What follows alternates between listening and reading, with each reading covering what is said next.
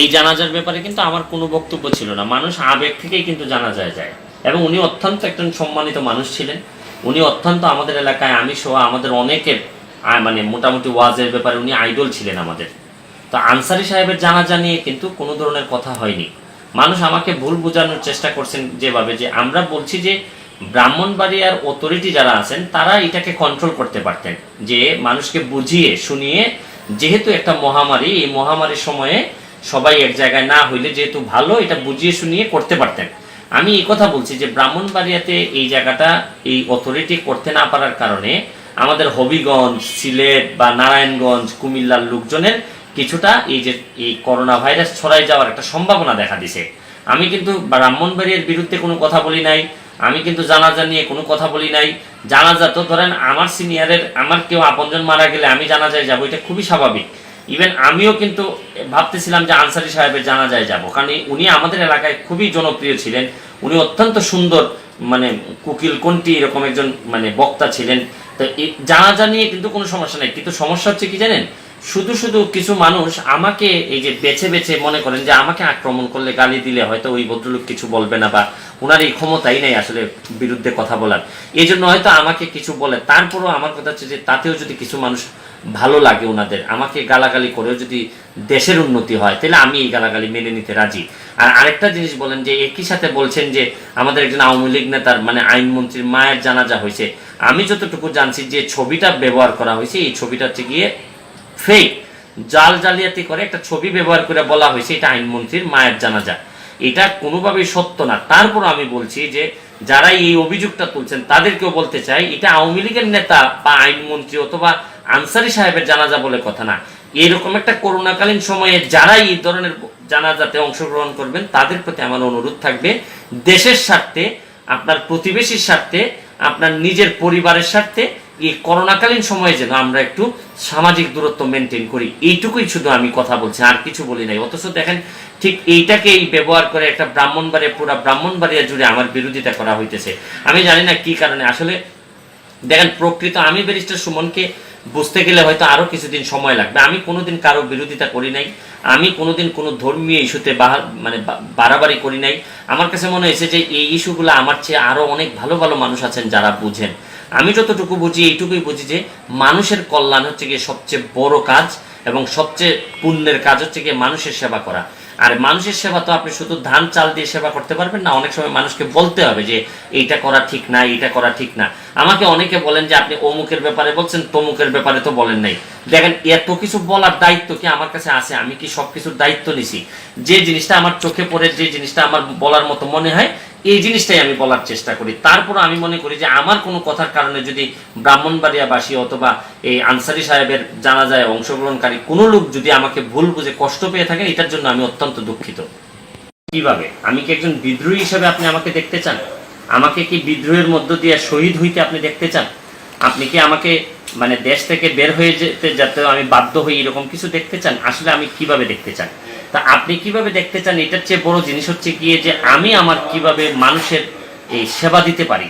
যে কথাগুলো আপনি আমাকে বলছেন, ধরেন আমি তো সবসময় বলি যে আমার নিজের উপজেলাটা বা জেলাতেও যদি আমি কিছু সেবা দিতে পারি, এটা আমার ব্যক্তি জীবনের জন্য সবচেয়ে বড় সফলতা হবে। আমি ব্যারিস্টার হিসাবে আমি তো সবসময় বলি যে আমি তো কোনো যোদ্ধা না, আমি তো এমন কোনো না, আমি বিদ্রোহ করতে আসি নাই যে কোনো সরকারি দলের বিরুদ্ধে অথবা বিরোধী দলের বিরুদ্ধে। আমি যেটা সরকারের যে সব জায়গাতে সিস্টেমগত ঝামেলা আছে, যেখানে সরকারের বিভিন্ন সংগঠন বা বিভিন্ন এই ইনস্টিটিউশন যেখানে দুর্নীতি করে, আমি এই দুর্নীতির জায়গাটা তুলে ধরতে চাই। এখন সরকারের পালস বুঝে কথাটা ব্যাপারটা কিরকম জানেন, যে আপনি সরকারের পালস না বুঝে করোনার সময়ে, এখন আজকে করোনার সময়ে যদি আমি এই ম্যালেরিয়া নিয়ে কথা বলি, এটা শুভ হবে না। আপনি সরকারের পালস বুঝবেন। আমি তো সবসময় বলি যে আওয়ামী লীগ সরকারকে চ্যালেঞ্জ করার জন্য তো আমি ব্যারিস্টার সুমনের জন্ম হয় নাই। আমার জন্ম হয়েছে যে আপনি যেখানে দুর্নীতি করবেন সরকারের নাম বলে, আওয়ামী লীগের নাম বলে, যেসব জায়গায় মানুষের কষ্ট হবে, এই জায়গাগুলো আমি ঠিক করতে চাই। আমি কিন্তু কোনো চেয়ে গুয়ে বেড়ার মতো কোনো এই বিদ্রোহী নেতা হিসেবে আমি জন্মগ্রহণ করি নাই। আমার জোটটুক আছে, আপনি ধরেন 10টা মানুষের সেবা যদি করতে পারেন, আপনার জবাব দিয়ে হবে ওই 10টা মানুষের জন্য যে আপনি করতে পারলেন কিনা। আমি একটা উপজেলা থেকে বের হয়ে আসছি, এখানে আমি সরকারের বিরুদ্ধে যাব কোন জায়গায়, যেখানে বিএনপির মতো একটা বড় দল যে জাতীয় পার্টির মতো বড় দল আছে যারা বিরোধিতা করবে সরকারের। আমি তো শুধু সিস্টেমের যেসব জায়গাগুলোতে প্রবলেম সিস্টেমের এই জায়গাগুলো তুলে ধরতে চাই, সরকারের সংশ্লিষ্ট দপ্তরকে বলতে চাই যে এই কষ্টগুলো আপনারা কমান। আমি তো কখনো বলি নাই যে আপনারা ক্ষমতা থেকে নেমে আমি ব্যারিস্টার সুমনকে আপনারা ক্ষমতা দিয়ে দেন। এইগুলা যারা বলেন তারা আসলে ক্ষমতাটা পরিবর্তন দেখতে চান। তো ক্ষমতা যারা পরিবর্তন দেখতে চান তারা সরকারের পালস যারা বুঝে না তাদের কাছে এইসব বক্তব্য দেন। আপনারা বিএনপিকে বলেন, আপনারা জাতীয় পার্টিকে বলেন, তারা বিরোধী দল হিসাবে সরকারের পালসের উল্টা গিয়ে বক্তব্য দিবে। আমি যেহেতু কিছু কাজ করতে চাই, আমার কথা হচ্ছে যে সব জায়গাগুলোতে আমার বক্তব্যে কাজ হবে, আমি তো অস্ত্রের মুখে তো কাজ করতেছি না, আমি যৌক্তিক কথাগুলো মানুষের সামনে তুলে ধরি। এই কথাগুলো সরকার বাধ্য হয়ে মেনে নিতে বাধ্য হন। শুনেন, সরকার কোনোদিনই কারো আপন হয় না। এটা আপনি আজকে ব্যারিস্টার সুমন, আমি একটা কথা যদি ধরেন বাজে রকমের কথা বলি, সরকারের পক্ষে না যায়, সরকার হয়তো আমাকে ছুটে ফেলে দিতে পারে। আপনি মনে রাখবেন, নিজের পায়ের উপর দাঁড়াই থাকতে শিখতে হয়। এটা হচ্ছে কি, আপনার যতটুকু ক্ষমতায় কুলায় আপনি ততটুকু পর্যন্ত কাজ করবেন। আর ক্ষমতার বাইরে গিয়ে যখন আপনি বাহাদুরি দেখাবেন তখন আপনার ধ্বংস নিশ্চিত। আচ্ছা, আমি ব্যারিস্টার সুমন যদি ধ্বংস হয়ে যায় তাতে আমার লস হবে তো আমার এলাকার মানুষের। এই এলাকার মানুষ আজকে আমি ব্যারিস্টার সুমন জীবিত থাকার কারণে যে সুবিধাটা পাইতেছে, আমি ব্যারিস্টার সুমনের সরকারের সাথে আমার সরকারের অনেক লোকের সাথে আমার সম্পর্ক ভালো থাকার কারণে আমি যেভাবে মানুষের সেবা করতে পারতেছি, আমি ধ্বংস হয়ে গেলে কি এই সেবাগুলো আমার এলাকার মানুষ পাবে? আমি চাই না যে আমার কোনো কর্মের কারণে আমার এলাকার মানুষগুলা যেন মানে এইরকম ডিপ্রাইভ না হয়। চাল চাল চুরির কথা বলেন, চাল চোরদের কথা বলেন, আমি তো স্পষ্টত বলি, আপনারা বা আমরা যখন আগে করোনার আগেই যখন আমরা নৈতিক নেতার কথা বলতাম যে নেতাদেরকে নৈতিক হওয়া উচিত, এই যে বক্তব্যগুলো দিতে দিতে যে আমরা মুখ শুকাই ফেলছি, এইগুলোর ফল এখন ভোগ করবেন না। কারণ আপনি অনৈতিক নেতাকে নির্বাচিত করবেন আর চালের আমানত দাবি করবেন, আপনি ২৫০০ টাকার আমানত দাবি করবেন, এটা কিভাবে হয়? আপনি একই সময় তো দুইটা চাইতে পারেন না। আপনি ধরেন চেয়ারম্যানরা চাল চুরি করে, নাকি না কিছু কিছু চোরদেরকেই আপনি চেয়ারম্যান বানাইছেন অথবা মেম্বার বানাইছেন বা আরো বড় বড় নেতা বানাইছেন। আপনি জেনে বুঝে কাদেরকে নেতা বানাইছেন? আমাদের এই সংসদে, মহান সংসদে 80 থেকে 90% আপনি সাংসদ বানাইছেন কাদের? বিজনেসম্যানদের। আর বিজনেসম্যান সম্পর্কে আমাদের ধারণা, আপনি আমার ধারণা অবশ্যই আছে। যদিও মুস্তারি আপা, যদিও এইখানে বিজনেসম্যানদের প্রতিনিধি, এই জন্য আমি একটু সবাই এরকম না, আমি বলছি যে দেখেন, আপনি বিজনেসম্যানরা যখন কোনো দেশের নেতা হয় তখন যে অবস্থা হওয়ার কথা, কারণ হচ্ছে কি এদের মাথায় তো সারাক্ষণ থাকে লাভ, প্রফিট। আর নেতা আর বিজনেসম্যান দুইটা কিন্তু আলাদা। বিজনেসম্যানরা কিন্তু সাধারণত নেতা, এক্সেপশন তো আছেই, আনিসুল হক এক্সেপশন আছে। বিজনেসম্যানরা সাধারণত টেন্ডেন্সিটা থাকে যে আমার লাভ যেখানে হবে আমি এখানে যাব। আর নেতা হচ্ছেন গিয়ে কোথায় জানেন, উনি পড়তে পড়তে একদম জ্বলে পড়ে যাবেন। বিজনেসম্যানদেরও অনেকে নেতা হয়, অনেক সফল নেতার কাহিনী আছে, কিন্তু ম্যাক্সিমাম ধরে নিতে হবে বিজনেসম্যানরা এরা স্বার্থের বাইরে বা প্রফিটের বাইরে যাবে না। তো আপনি এই ধরনের বাস্তবতায় আপনি বলেন সাধারণ মানুষের প্রতিনিধিত্ব করে বা সাধারণ মানুষের বিপদে ঝাঁপাই পড়তেছে, এরকম লোকের সংখ্যা বাংলাদেশে তো করোনার আগেও কম ছিল। আমাদের তো বেশিরভাগ নেতা ছিল ঘাটের নেতা, মাঠের নেতা তো খুবই কম। আপনি ঘাটে ঘাটে দৌড়াদৌড়ি করে নেতা হওয়ার সংখ্যাটাই তো সবচেয়ে বেশি।